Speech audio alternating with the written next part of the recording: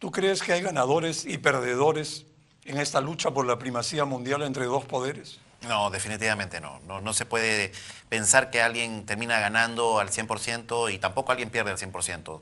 Yo creo que aquí casi siempre hay un común en el nivel de afectación, que son los ciudadanos. Los consumidores de todas maneras pierden con estas circunstancias. Algunas empresas, en algunos casos que se ven beneficiadas por este proteccionismo, van a tener ganancias efímeras de corto plazo.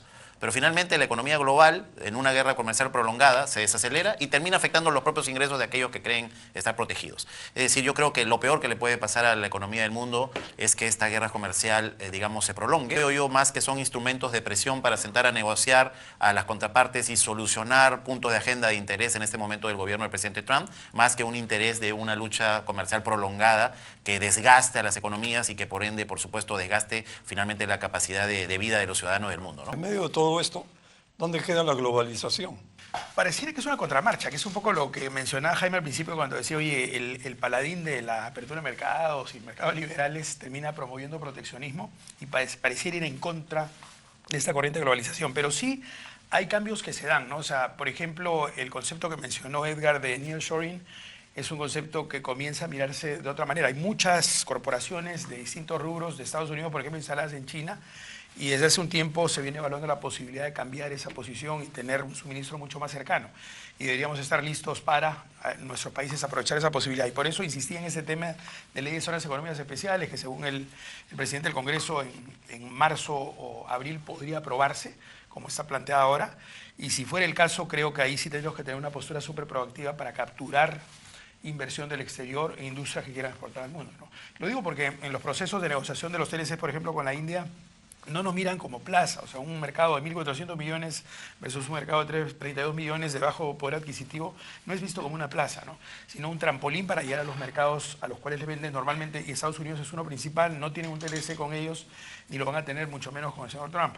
Por consiguiente, venir a invertir acá en algunos pocos sectores puede ser más barato, el flete para llegar a Estados Unidos es más bajo y el no pago aranceles marca toda la diferencia, ¿no? ¿Tú qué piensas Jaime, del tema de la minería? Tanta riqueza que tiene el Perú y no podemos ni siquiera lanzar una ventanilla única decente. ¿Cómo ves esto? No, es un tema de gestión pública que hace mucho tiempo tenemos falencias, ¿no? La minería es un caso muy importante porque al final no solamente es tu principal actividad económica, es tu principal actividad exportadora, es la fuente de ingresos principal justamente para tener los recursos para que como Estado puedas invertir en estos ejes habilitadores que pueden ayudar a tener mejores condiciones de vida, ¿no? O sea, el Estado necesita recaudar recursos justamente para invertir en educación, salud, infraestructura, seguridad. Y esos recursos tienen que venir de las actividades económicas en donde haya real potencial. Y la minería, como es una actividad que de por sí está descentralizada en zonas que son difíciles de llegar, hay un factor de generación de desarrollo en zonas vulnerables importante que se tiene que aprovechar.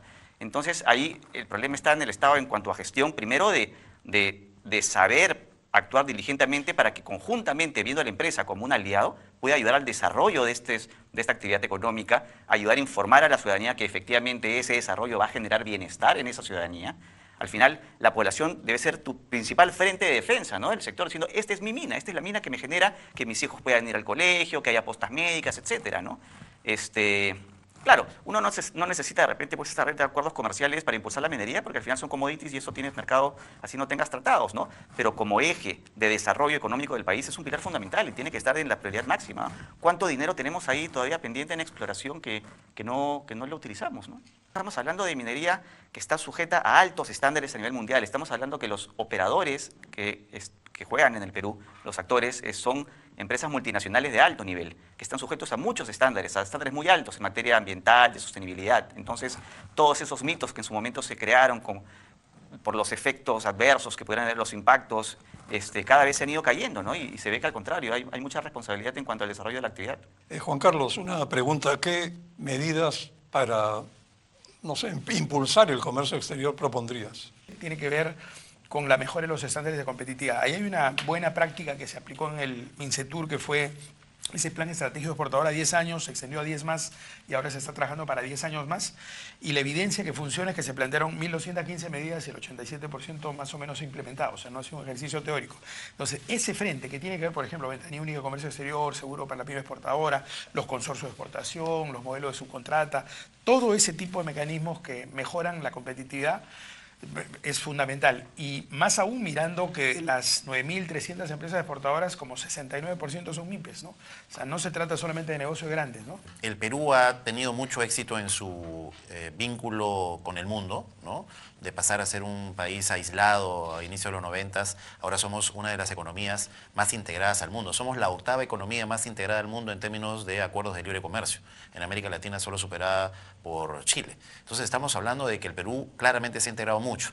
Pero el asunto ahí está en que todavía aprovechamos muy poco esta apertura, esta integración, ¿no? Como te mencionaba hace un rato, nuestras exportaciones son el 0.3% de todo lo que le compra Estados Unidos al mundo y el 0.9% de todo lo que le compra China al mundo, o el 0.6% de lo que Chile le exporta al mundo, es decir, un socio tan cercano y casi no somos un proveedor relevante para ellos. Entonces, ahí hay mucho que aprovechar y más que el lado internacional, las falencias están por el lado de la productividad empresarial, es decir, la capacidad que estamos teniendo los peruanos de gestionar eficiente y exitosamente nuestras empresas para incursionar en los mercados internacionales. Somos exitosos mandando el producto, pero en realidad el que se lo lleva es el trader internacional. La empresa peruana sigue estando sin exportar directamente. No hemos dado el salto de calidad a hacer internacionalización de empresas. Eso es lo primero. No tenemos necesariamente las buenas prácticas de manufactura, de agricultura, estándares. Es decir, hay un tema de productividad del trabajo, productividad del capital, productividad de los factores. Tenemos problemas asociados a la capacidad empresarial para aprovechar estas oportunidades. Y lo segundo, como ya lo mencionó Juan Carlos, tenemos un grave problema de pérdida de competitividad continua, año tras año, que se manifiesta en el déficit de infraestructura, que se manifiesta en la corrupción, que se manifiesta en la informalidad, que se manifiesta en la inseguridad. Es decir, tenemos graves problemas de competitividad por el lado de los recursos humanos, por el lado de la infraestructura, por el lado de condiciones básicas. Entonces, si no superamos eso, podemos seguir abriendo los mercados del mundo, pero vamos a seguir siendo siempre un competidor pequeño, porque no vamos a explotar las capacidades para poder aprovecharlas.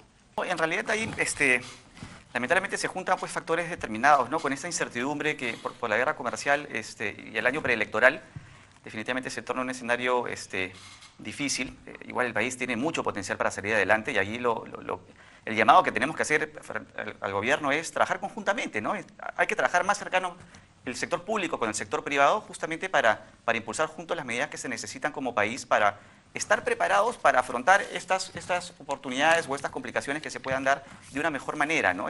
Si es que, y eso coincidimos todos, los grandes problemas o falencias que existen en el país van por el lado de la competitividad.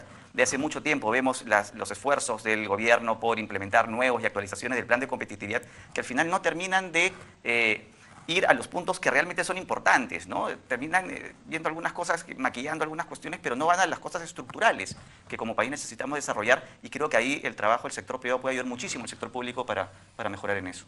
Quisiera rescatar conceptos de buenas prácticas. Hace un rato mencionaba Jaime el tema de la minería y cuando hemos tenido contacto con la gente de Anglo American, que son los inversionistas de Quellaveco, el principal proyecto hoy día, lo mostraban como ejemplo en el mundo. Es decir, más allá de que tenemos más de 200 conflictos sociales, en el caso de Quellaveco han hecho la cosa correcta. Se juntó el Estado, el gobierno y la comunidad. Y por lo tanto tratan de garantizar que parte de esta renta cubra los gaps, los vacíos que tienen en materia de educación, de salud, de servicios básicos, ¿no? Y lo propio vemos acá, o sea, es decir, hace tiempo, si hubieras tocado el tema de agroexportaciones o el sector agro en general, hablaríamos permanentemente del tema potencial y potencial. Hoy día ese potencial se ha vuelto una realidad y somos jugadores relevantes en el mercado. ¿Y por qué? Porque se hizo la tarea que tú mencionas de articulación público-privada, donde el Estado hizo lo suyo, con la apertura de mercados, con los proyectos de irrigación, con la ley de promoción agraria, y la empresa privada se la jugó a invertir. Y tenemos condiciones particulares buenas. Entonces, el mensaje es al final, hay formas de hacer las cosas bien, se nos viene un cambio de gobierno, creo que tenemos una vez más una oportunidad de poder hacer las cosas de la manera correcta y que venga un punto de inflexión hacia arriba para el país, ¿no?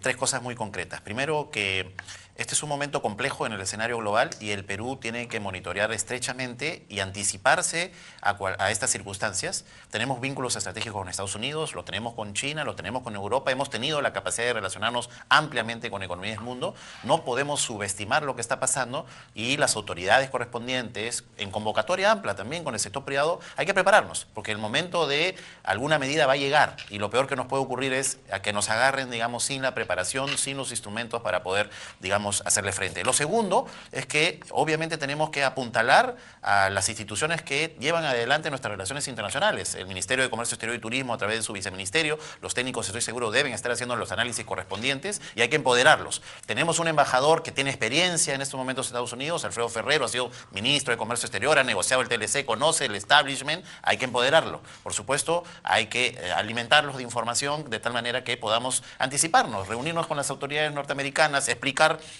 el por qué el relacionamiento con el Perú es estratégico, el por qué, digamos, la circunstancia de inversiones chinas en el Perú no es una amenaza hacia ellos y más bien que somos una economía abierta al arribo de sus inversiones. Y lo tercero, hay que trabajar en la agenda interna para apuntalar que las empresas peruanas y por ende los ciudadanos peruanos podamos aprovechar más los mercados internacionales en un escenario en el que el Perú todavía tiene ventajas, porque somos de los pocos países que puede decir que tienen las puertas abiertas, libres de aranceles, en gran parte de los mercados más relevantes en la economía global. Diría brevemente que el sector externo, las exportaciones peruanas son una verdadera fortaleza por su diversificación de destinos, por la cantidad de TLCs que tenemos suscritos y por el sector portuario, que es una historia de éxito, concesionado a cargo del sector privado, operado por privados. Y por otro lado, como bien dice Edgar, debemos prepararnos, anticipar posibles escenarios poco agradables que podrían venir y estar listos para enfrentarlos. Muchas gracias, buenas noches.